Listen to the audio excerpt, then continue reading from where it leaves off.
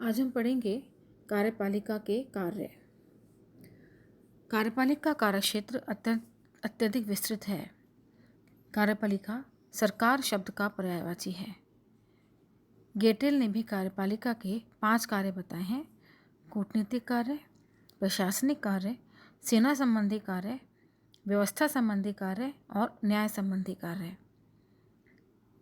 आज हम कार्यपालिका के प्रमुख कार्यों का विवरण करेंगे। प्रमुख कार्यों में सबसे पहले आता है प्रशासन का संचालन। कार्यपालिका का सबसे पहला और महत्वपूर्ण कार्य देश के प्रशासन को चलाना है, आंतरिक शांति और व्यवस्था को बनाए रखना है। इस प्रयोजन के लिए कार्यपालिका पुलिस शक्ति रखती है और जो इसके आदेशों का पालन करती है। यह रक्षा सेनाओं की व्यवस्था भी करती है। कार्यपालिका बाहरी आक्रमणों से देश की रक्षा करती है। यह प्रशासकों की नियुक्ति भी करती है तथा राष्ट्रीय नीति का निर्माण भी कार्यपालिका ही करती है। दूसरा कार्य है इसका कूटनीतिक कार्य। विदेशों के साथ उचित संबंध बनाए रखने का कार्य कार्यपालिका करती है। वह विदेशों में अपने दूतावासों को स्थापित करती है, राजदूतों की नियुक्ति करती है और अन्य देशों से आए हुए राजदूतों का स्वागत करती है। विदेशों से सभी प्रकार के समझौते कार्यपालिका के द्वारा ही किए जाते हैं। तीसरा प्रमुख कार्य है विधि निर्माण संबंधी कार्य। कार्यपालिका के प्रमुख कार्यों में कानूनों का निर्माण करना भी है। अधिकांश राज्यों में कार्यपालिका को संसद का अधिवेशन बुलाने, उसे स्थगित करने और निम्न सदन को भंग करने का अधिकार है। राज्य का अध्यक्ष ऐसे अध्यादेशों को लागू कर सकता है जिसका प्रभाव कानून के समान ही होता है। संसदीय शासन प्रणाली वाले देशों में कार्यपालिका ही विधि निर्माण में व्यवस्थापिका का नेतृत्व करती है। इस प्रणाली में संसद के द्वारा पास किए गए अधिकांश विधेयक सरकारी विधेयक होते हैं। अध्यक्षीय शासन प्रणाली वाले देशों में भी सीमित रूप में कार्यपालिका विधि निर्माण को प्रभावित करती है। कार्यपालिका शक्तियों के भंडार में जिस बात ने सबसे अधिक योगदान दिया है वह है प्रत्यायोजित विधान। क्योंकि संसद कोई ऐसा कानून पास नहीं कर सकती जो हर एक तरह से पूर्ण हो, अतः वह कार्यपालिका विभागों पर छोड़ दिया जाता है और वो समय समय पर परिपत्र आदि सूचनाएं आदि जारी करके इसका विकास करते रहते हैं। चौथा कार्य आता है न्यायिक कार्य। आधुनिक युग में कार्यपालिका को न्यायिक कार्य करने का भी अधिकार है। वह देशों में यह शक्ति राज्य अध्यक्ष को प्राप्त होती है। वह अपराधियों को क्षमा कर सकता है, उसकी सज़ा में परिवर्तन कर सकता है या उसकी सज़ा को कम कर सकता है। संक्षेप में प्रशासनिक न्यायालयों की स्थापना प्रशासनिक और न्यायिक संरचनाओं के बीच एक विभाजक रेखा को खींचे जाने से रोकती है। वित्तीय कार्य। शासन का वार्षिक आय व्यय निर्धारित करने का कार्य कार्यपालिका का ही होता है। राष्ट्र बजट को पास करना, आर्थिक व्यवस्था पर नियंत्रण रखना आदि विधायिका के ही कार्य हैं।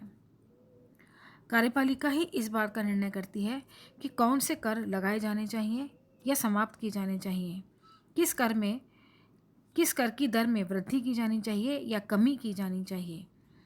यह देखना कार्यपालिका का कर्तव्य है कि बजट की व्यवस्थाओं को संसद के द्वारा पास किए जाने के बाद उन पर पूरी तरह से कार्य किया जा रहा है या नहीं।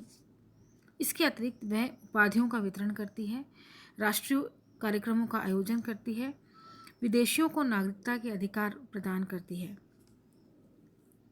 चेस्टर बर्नार्ड ने अपनी पुस्तक द फंक्शंस ऑफ एग्जीक्यूटिव में कार्यपालिका के 3 कार्यों का उल्लेख किया है: संगठन में संप्रेषण प्रणाली को बनाए रखना, व्यक्ति से आवश्यक सेवाएं प्राप्त करना और संगठन के उद्देश्यों और लक्ष्यों का निर्धारण करना।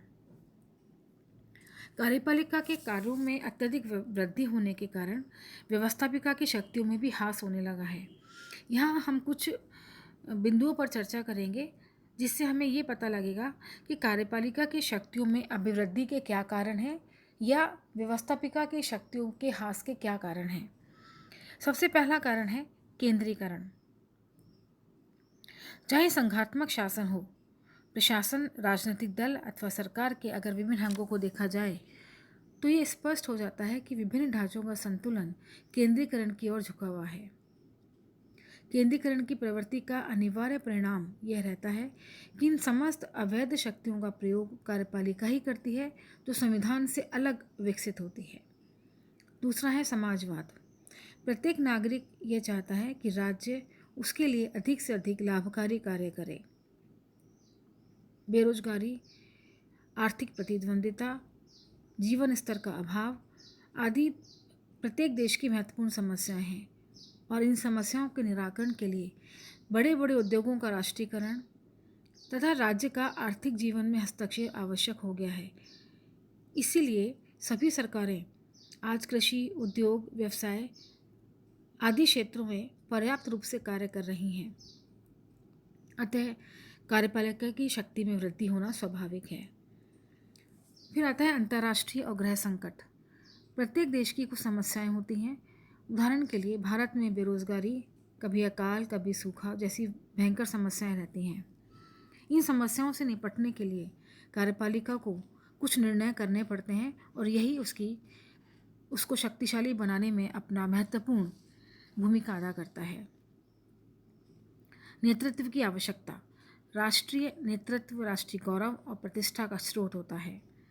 आज प्रत्येक देश की जनता गौरव और प्रतिष्ठा की आकांक्षा रखती है। कार्यपालिका ही राष्ट्र को एक सबल नेतृत्व प्रदान कर सकती है। राजनीतिक दलों का विकास। आज प्रत्येक देश में राजनीतिक दलों का विकास हो चुका है।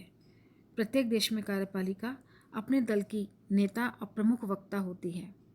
उस राजनीतिक दलों में कठोर अनुशासन पाया जाता है, जो सदैव अपने नेता के नेतृत्व में कार्य करता है। दलीय प्रथा की कठोरता ने कार्यपालिका को एक अनौपचारिक दृढ़ता प्रदान कर दी है।